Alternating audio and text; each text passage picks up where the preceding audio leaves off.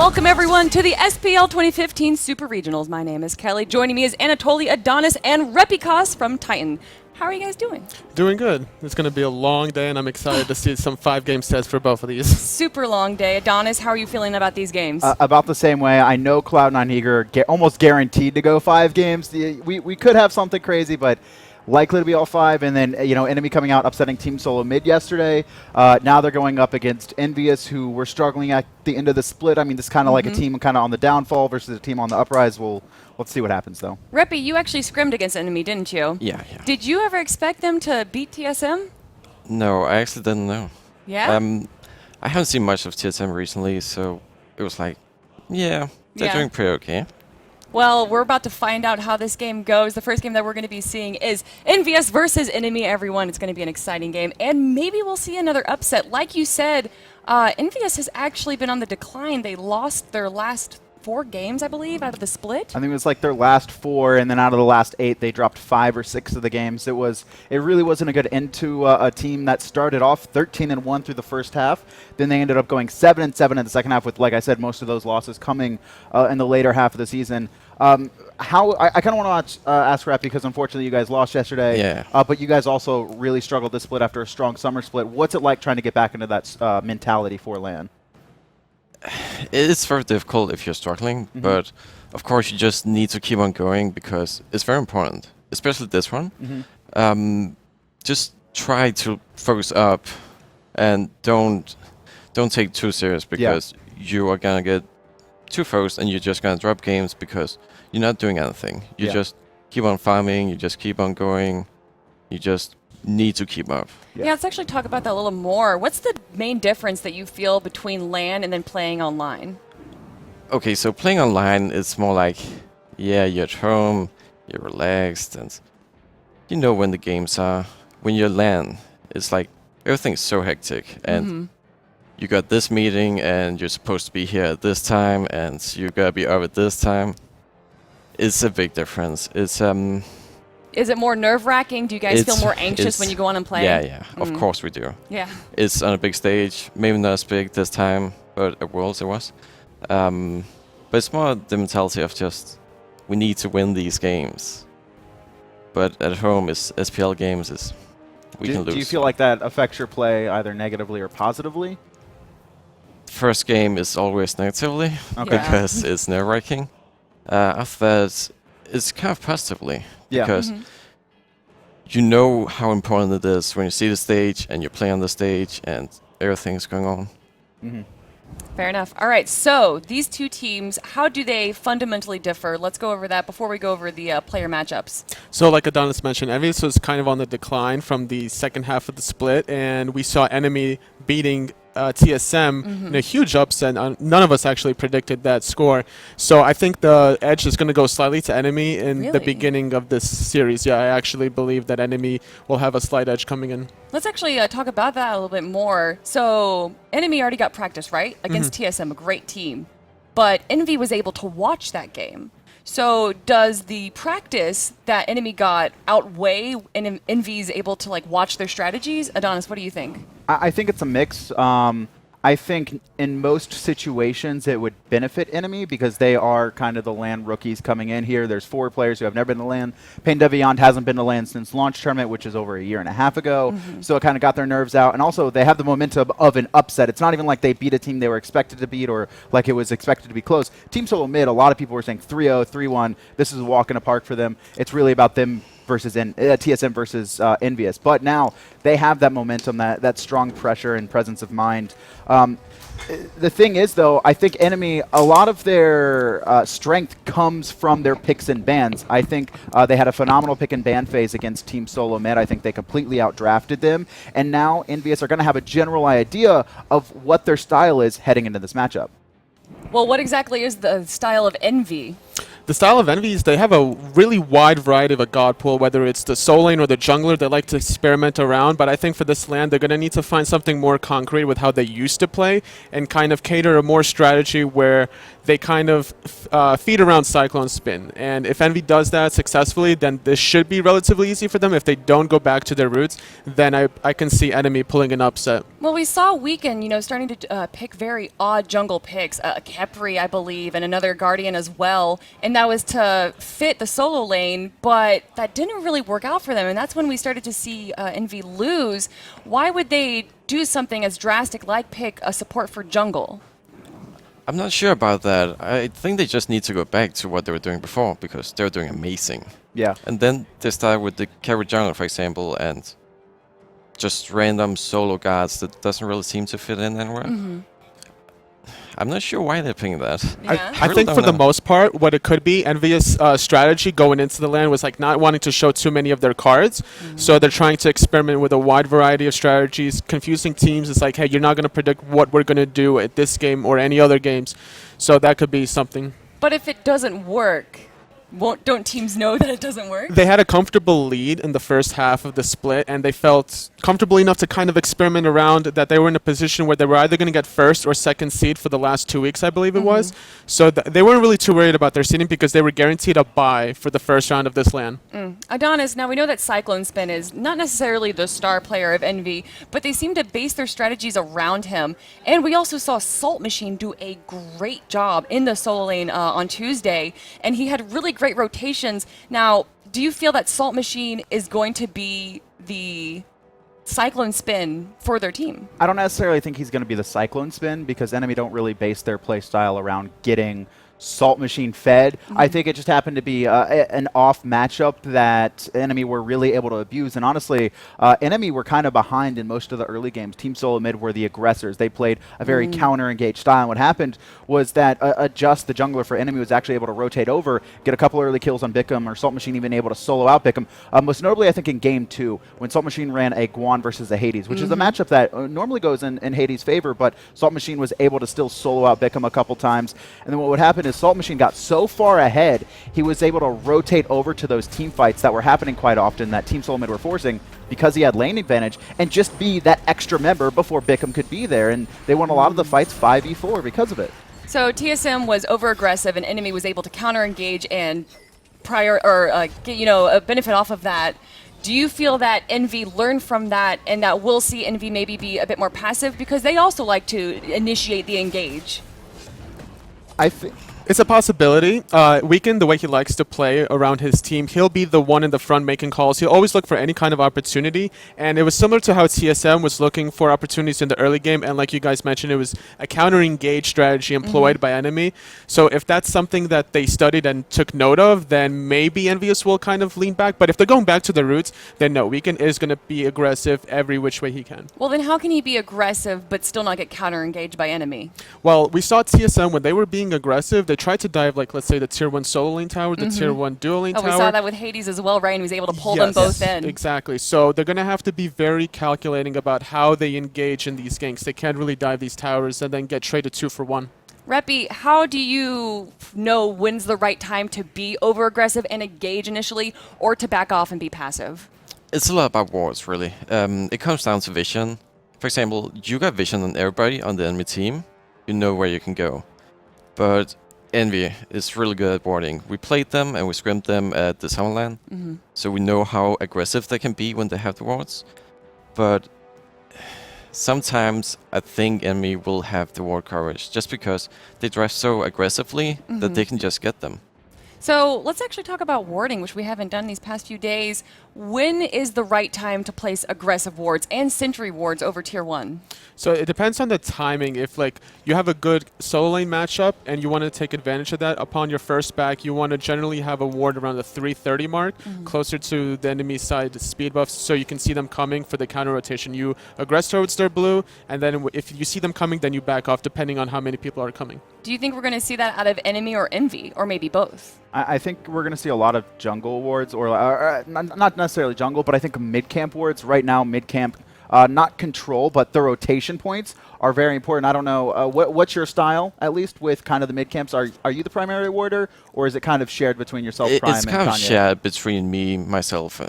Myself. Kanye, and Prime, yeah. But Okay. mostly it's just mid lane wards. Yeah. Like, not in the mid, but at the sides. And mostly on the aggressive sides, like wards on the buffs, and just knowing the timers, because a lot of junglers can really capitalize on just invading, just because they're so strong early Yeah. game. And that's very important. And I think enemy... I'm not sure, but They don't ran a want lot to of, leak anything, but I That's- think okay. they'll draft That's very fine. aggressively, and they will look to do it. I think that's possible. All right, well, let's go through the player matchups, everyone. And the first that we're going to look at is Hunters. And for Envy, it's Allied. We all know him. Yeah. But how is he as a Hunter? He plays a lot of gods in the hunter position normally. Cupid and Apollo recently? Exactly, and he's generally known as the hunter that plays from behind, but that's actually changed as recent, where he plays very methodically, and he'll always look for plays. Right now, Weekend's changed his style a little bit to kind of cater to him as well. So now he's put in a position where he can actually carry some games, and he's not the old ally we used to know.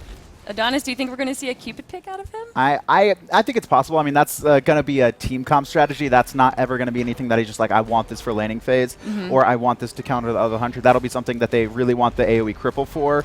I don't know if they're going to draft it, but I think Allied will be looking to take some fights. Allied has evolved his style from, I think, the beginning of Season 2, where he was that, I'm going to sit in lane, call me when you need me in 25 minutes. Yeah. He will try and take fights. I think he's really developed a style similar to Barracuda.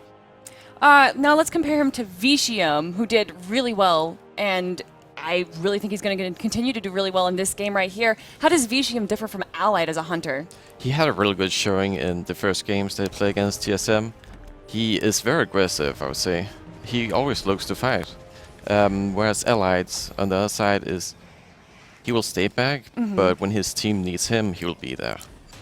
I think that for the most part, Visham is a very young person, and he's trying to kind of make his name known in the scene. So maybe this is why he's kind of going for these aggressive plays. Mechanically, he's very good. And I think for the whole series against TSM, one game he played Neath, and then the rest of it was Soul. So if Envy was doing their homework, they'll recognize that, and maybe we'll see a Soul either ban or pick that away I from couldn't Visham. imagine us not seeing a Soul ban. Even the game that they lost, he still had an amazing Soul. I think it was like 7-3 or something. So you guys think we're definitely going to see a Soul ban for him?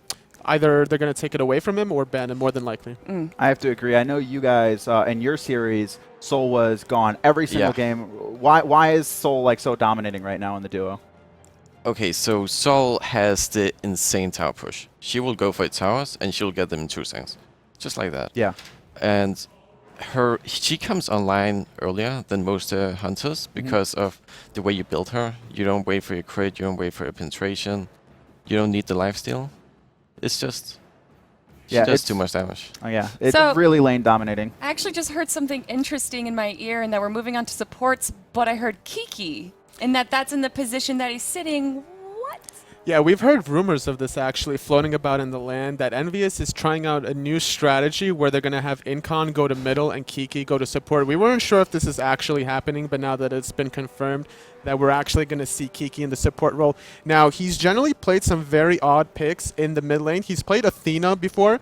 He's played Fenrir before, so if anything, they'll more than likely be looking for Athena for him just to get that comfortability right away. But we've seen teams do this at lanes, and it has never worked. Why do it now? I really don't think we've seen that it happen too often. There's always often. There's always talks of it, and that's the thing. A lot of teams, when they're struggling or for whatever reason, they always talk about role swaps. That's normally the first thing before, or out. Sometimes, players replacing, but I know Titan has done role swaps before. Yeah. I want to ask you, how long did it take before Ataraxia was comfortable in Soul Lane? Because word around is that this has been like less than 2 weeks ago this happened. He was never comfortable in Soul Lane, not completely. I think especially Soul Lane, it just takes too much to go into that. You need to know all the matchups, and it comes down by time, really. Do you think support would be easier to transition to from a mid laner? For Kiki, yes, because the way he plays is more like support. Exactly. He plays the Nuwa, he plays the more like ISIS support, kind of. And he plays the support style. Whereas Incon, I have seen him stream it a little bit, where he plays mid and such. I think he would fit pretty good into mid as well. Yeah, something to note is that Incon was actually originally a mid laner. He was picked up by Allied for Snipe at the time, a long, 2 years ago? It was pre-launch tournament. And literally, Incon only played Hebo and Isis in mid, and he grinded them out, Zeus as well, and he like played them 200 games at a time. He's like, all right, the first guy was Arachne, but back then everyone hated any Arachne player. But Incon, this is like honestly his original role that he preferred, and he's always actually tried to go back to mid lane. Funny enough, back in Season 1, he actually switched to mid lane while he was on Snipe, and they brought Pain Deviant in for support for a couple weeks. It didn't work out. Pain left the team. Jerby returned to mid, and Incon went back to support. But this is something that Incon has been teetering on for quite some time. Really going to be interested in how it works out. Well, let's talk about Pain. How is he going to be affected with Kiki switching to the support role? I think for the most part, he's going to know that he's going to lean towards the Athena. And since he had such a dominating performance against TSM with the Athena, he's played Capri 2 games, Athena 1 game, and Geb 1 game, exactly. And I think that's the strategy that Enemy is going to have to employ against Envy, is revolving around that Athena. He's definitely going to be avoiding Geb, though. That one game that they lost, he went like 0-6. Why would you pick Geb over Athena? Geb provides a lot of utility. And can be used in multiple scenarios. First off, there's initiating with Blink Cataclysm. There's also the shield, which is an instant cleanse and very important in team fights, but a lot of times Gebs right now in this meta are getting picked off. Yeah, the main reason you pick Geb is for shield. You need to just save shield? Really, just shield. You need to save your carries. You need, for example, if you have a Zeus, his beats are gone, you need the Geb shield on him. But doesn't Kepri do that better now with his ult? Yes and no. You just Really? get them out of there. But they can't really go in after that because Kepri ult was nerfed so hard that you can't just out of the fight unless you get lifesteal or heal. All right, well, we are moving on to mid lane, everyone, and we're going to be talking about Chaos first.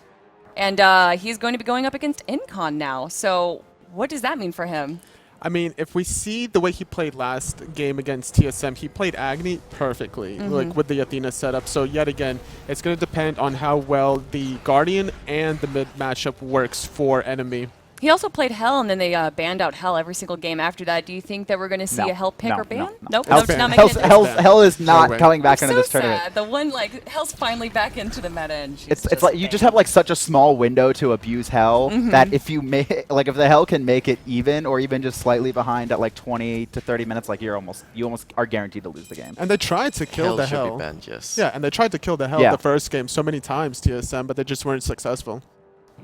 Well, he's going to be going up against Incon, and I know that Incon has played Bacchus, which is kind of a damage-dealing mage, but what does he play in the mid lane? If he's going to go back to his roots, it's definitely going to be like the Zeus pick or the Habwa. He's not picking Habwa. Yeah, I was about to say, we're going to see Habwa? So. Nah, but more than likely Zeus. Zeus with a buff. But Zeus is going to get banned out against him, right? There's no way they're going to let him have Zeus. Zeus was played in almost all of the games yesterday and the day before and almost dominated all the games. It didn't really have that high of a win rate. It didn't have a high win rate. I think it's something around. But was like that because 20? of the team or was that because of Zeus? I think it's mostly due to the teams. Like, there's been some strategies where there was a Xing Chen against the Zeus to prevent him from doing his damage late game. Once the Xing Chen got enough defenses, he was able to zone the Zeus late game. So as long as there's nothing to stop him from doing his damage, Zeus can go off. And it's gonna depend on basically that big factor. So if Incon picks Zeus, Enemy is going to have to pick Xing Chen? Not necessarily. They need to pick something to dive it. But honestly, the playstyle that Enemy works in the jungle with Adjust, last series against Team Soulmate, he picked Bastet actually 3 times. And Bastet so far has been the god that a lot of junglers are looking at to counter Zeus. Do you feel like that's a good matchup, Repi? I feel like it's a pretty good matchup because you can always get onto the Zeus, but it's also a pretty bad matchup because you need to jump out again. Zeus is going to do a lot of damage to you. It's kind of like, can I kill the Zeus before the Zeus kills me? A lot of the times people say Thor is a really good matchup, but Thor has like long time to apply his damage. First the double tap, then the spin, and you won't really kill him with that. What would you look for then in jungle? If you're looking, if someone picks Zeus, is there a certain god you're looking for in the jungle? Mostly just anything that can peel him. Okay. You're never going to be able to straight up kill him and get out. Before we move on to Weekend, though, I want to mention that Adjust, although he did play Bastet and they won those games, except for one of them, I believe, he had a high death rate. It was a very low KDA.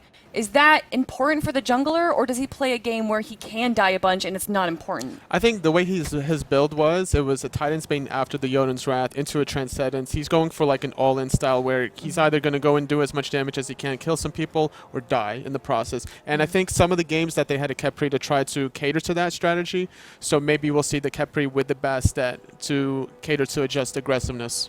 Well, he's going to be going up against Weekend, who seem to like a Wheelish, but we haven't seen too much a Wheelish in the games. Why haven't we seen her? I think a Wheelish kind of runs the risk of getting behind, and a Wheelish Yeah. isn't that strong from behind, and a lot of times it requires a little bit of setup. You can't really make all the plays by yourself. Yeah, you definitely need setup from your support mostly. There's not really much reliable setup in mid lane. So it has to be Geb, Xing. It's actually really good with Xing. Are we going to see a tank jungle then?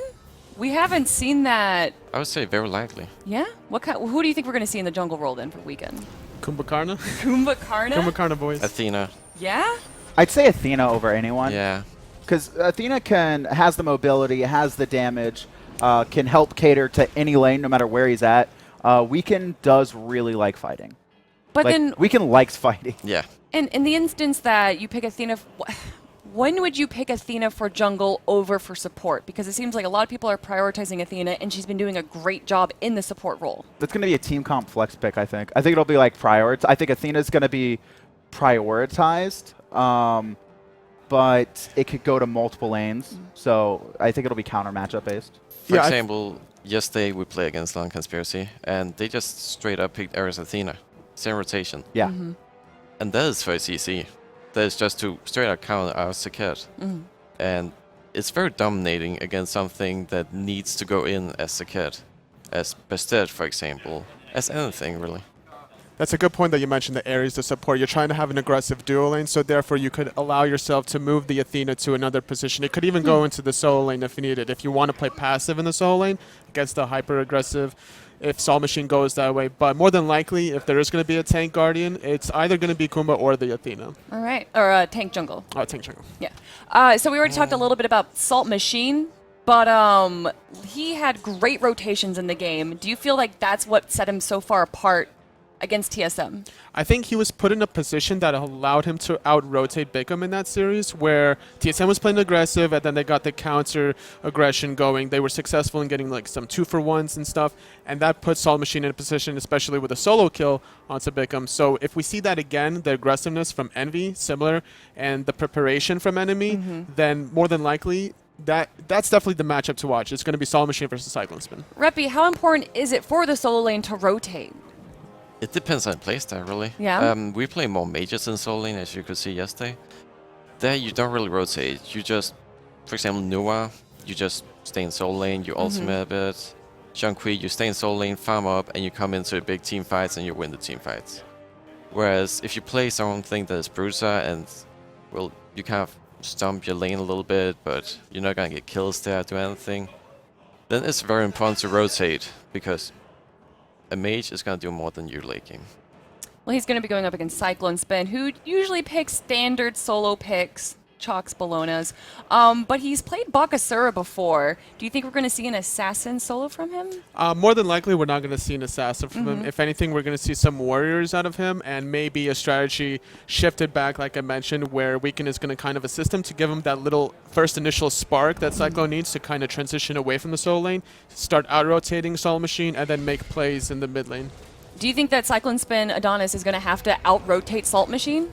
I think Cyclone Spin's rotations and lane domination early in the spring, summer, and then kind of earlier in the fall was why he was so good for so long. But a lot of solo laners now are pretty much on equal footing with him when it comes to laning and even rotating. And I'd say it used to be that Cyclone Spin was just out-rotating everyone. Nowadays, that's not the case, and that's why we really started to see Envy start to struggle. It's going to be pretty important for Cyclone Spin to get something that he can at least go even or win a lane with, though.